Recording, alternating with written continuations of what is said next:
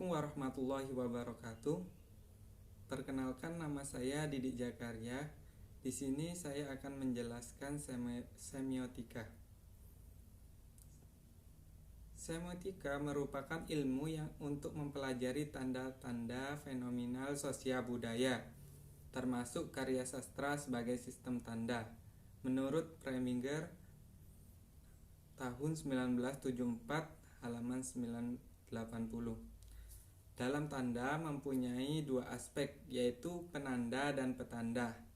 Penanda adalah bentuk formal dari tanda itu, berupa satuan bunyi atau huruf dalam sastra tulis. Sedangkan petanda yaitu apa yang ditandai penanda itu. Dari hubungan kedua penanda dan petanda, ada tiga jenis tanda meliputi ikon, indeks, dan simbol. Ikon adalah hubungan keduanya bersifat alamiah, yaitu penanda sama dengan petandanya. Yang kedua yaitu indeks, adalah hubungan keduanya bersifat alamiah kausalitas. Misalnya asap menandai api, mendung menandai hujan. Dan simbol adalah tanda yang penandanya tidak menunjukkan adanya hubungan alamiah, hubungan arbitrer atau semaunya, berdasarkan konvensi. Misalnya ibu menandakan orang yang melahirkan kita. Sedangkan menurut Sajiman Enzos tahun 1996 halaman 7, ilmu semiotik juga disebut ilmu semiotika. Secara etimologi, istilah semiotika berasal dari bahasa Yunani yaitu semion yang berarti tanda. Sementara itu, Peirce dalam buku Zos 1978 halaman 1 mengatakan pengertian semiotik adalah cabang ilmu yang berurusan dengan pengkajian tanda dan segala sesuatu yang berhubungan dengan tanda, seperti sistem tanda dan proses yang berlaku bagi penggunaan tanda. Dalam pemaknaan sastra sangat penting mencari tanda-tanda, sebab keseluruhan sastra merupakan tanda-tanda, baik berupa ikon, indeks, maupun simbol. Tanda tersebut mempunyai makna. Mencari makna sama halnya mencari konvensi-konvensi yang menyebabkan tanda memiliki arti. Karya sastra merupakan seni dalam berbahasa, sedangkan bahasa merupakan tanda yang memiliki arti. Oleh sebab itu, bahasa disebut juga dengan sistem semiotik tingkat pertama, yang kemudian menjadi tanda sastra. Kemudian ditingkatkan menjadi tingkatan kedua yang memiliki makna atau arti dari arti. Menurut Preminger tahun 1974 halaman 981 sampai 982. Menurut Saussure, seperti dikutip dalam Pradopo 1991 halaman 54, tanda sebagai kesatuan dari dua bidang yang tidak dapat dipisahkan seperti halnya selembar kertas. Di mana ada tanda, di situ ada sistem. Sebuah tanda memiliki dua aspek, yaitu tertangkap oleh indera atau signifier dan konsep atau makna signified. Aspek kedua terkandung dalam aspek pertama. Jadi, penanda merupakan konsep atau dipresentasikan oleh aspek pertama.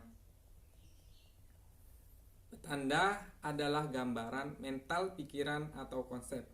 Jadi penanda adalah aspek mental dari bahasa. Penanda berupa petanda tidak memiliki penanda tanpa petanda tidak memiliki arti apa-apa, dan karena itu merupakan tanda.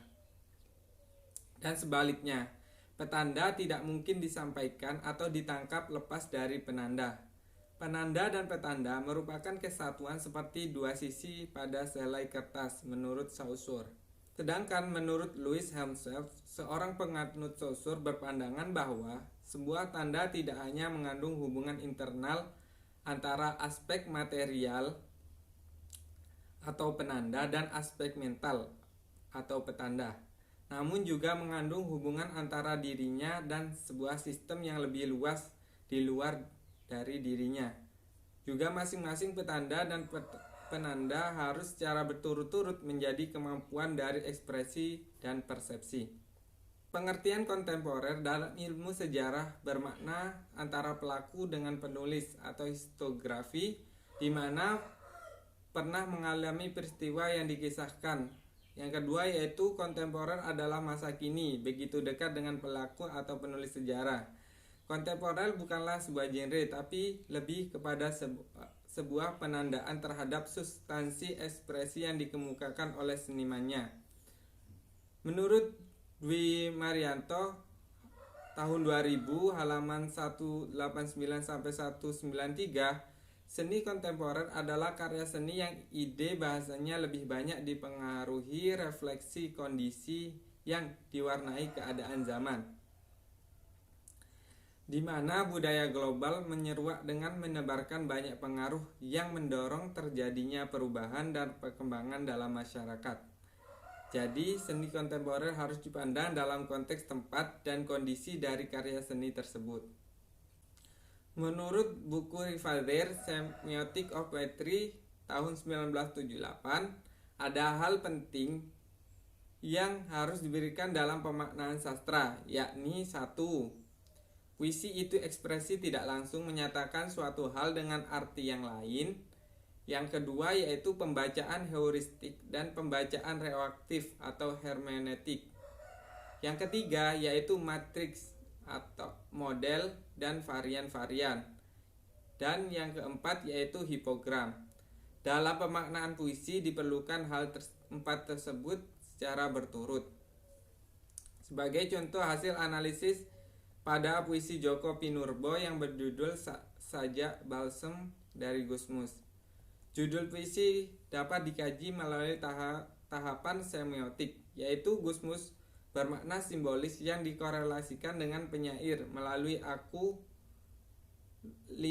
rilis yang implisit terpresentasikan dalam puisi dan pemikirannya.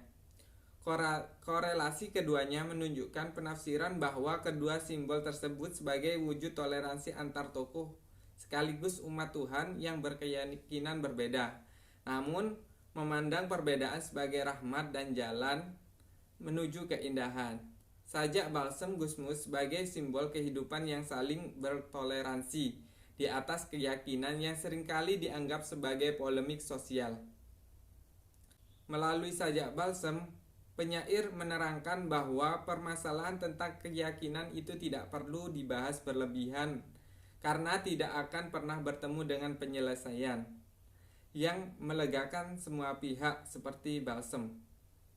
Bentuk kritik diungkapkan oleh Djoko Pinurbo tentang ketakwaan manusia penganut keyakinan yang belum sempurna, sehingga tidak dapat menjalani hidup dengan cinta. Dari penjelasan di atas, dapat saya simpulkan bahwa karya sastra merupakan seni dalam berbahasa, sedangkan bahasa merupakan tanda yang memiliki arti.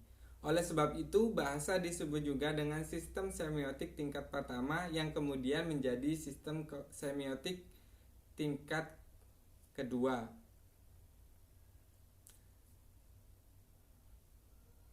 Semiotik merupakan ilmu untuk mempelajari tanda fenomena sosial budaya, termasuk karya sastra sebagai sistem tanda. Dalam tanda mempunyai dua aspek, yaitu penanda dan petanda. Penanda adalah bentuk formal dari tanda itu berupa satuan bunyi atau huruf dalam karya sastra tulis, sedangkan penanda yaitu apa yang ditandai penanda itu. Dari hubungan penanda dan petanda memiliki tiga aspek, yakni ikon, indeks, dan simbol. Cukup sekian penjelasan dari saya. Wassalamualaikum warahmatullahi wabarakatuh.